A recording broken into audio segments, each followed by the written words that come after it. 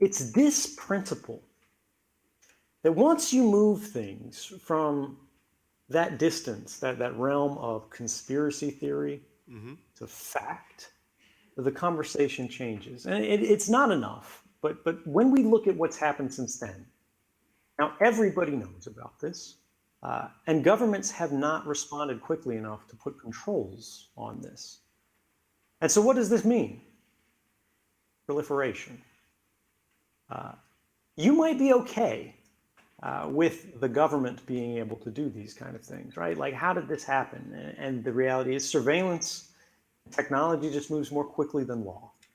And so a generation ago, this stuff was hard. This stuff was expensive. It was difficult to manage. You had people out on the street. You had teams in cars. You had people wearing headphones in buildings, drilling taps into the walls to track one person. Took a group. But now, one person can track a group. It's scalable, right? So you go, all right, I don't care. I've got nothing to hide. What's the government gonna scare me with? I'm on their side. But what about those companies, right? What about that proliferation? What about other governments? Where does this go? What does the corporate side of this really look like when you have anonymous men with their machines in faraway places? You don't know their names. You can't touch them with your laws because they're not in your jurisdiction. And all they do all day long is they make lists. Facebook is probably one of the best examples of this. Google is the worst. Facebook is working real hard to get there, but they're still number two. But they're the best example because they're what we see. Google works quite hard to stay invisible. Facebook's all over the headlines. And the thing is, Facebook doesn't care about you.